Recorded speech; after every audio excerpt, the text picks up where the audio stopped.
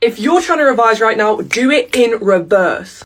What do I mean by this? Because that doesn't necessarily make sense. Reverse studying is the key to getting top grades, and let me explain how you do it and how I did it to get 5 A-stars in my A-levels and majority grade 9s at GCSE. And I can't believe that I never see anybody talking about this study tip. But by the way, if you want to see my top study tips and tricks every single day, be sure to follow me so you don't miss out. So reverse studying is the idea that before you start revising, you start reading your content, you start using your revision resource, you have an idea of the topics that you're about to cover, but you haven't gone into details, and you are coming up with questions from your own mind. So essentially you might get your specification, or you might go to the contents of your revision guide and read the topic that you're about to revise. And then you come up with questions. Because remember that this is revision. You're not learning something for the first time. You will see a few words. So let's say it's A-level economics and we're doing government intervention. I know, I've done this before. I've not covered this for a while, by the way. So I'm thinking, what are the different ways that governments can intervene in markets?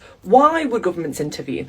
In what case? What kind of goods require government intervention? Write all of these questions down on a piece of paper. It does not matter which subject it's for. And then you go and find the answers to these questions in the text, or in your revision guide, in your revision resource, or using an online resource. And the reason that this works is because it's a form of active recall. You've seen a few words from the specification or your contents page that have sort of jogged your memory, and now you're going to find the answers to your questions. And without knowing it, by coming up with these questions, you have accessed information that you've stored in your long-term memory. You might already know the answers to some of them, and if so, write them down and fact check them. The reverse study method is basically a shortened version of SQ4R. If you've not heard of SQ4R, then check the playlist. I've got so many videos explaining. It is a very, very effective active recall strategy. By the way, if you've not saved this video yet, what are you doing? Be sure to comment to say on study tips and follow for more daily study tips.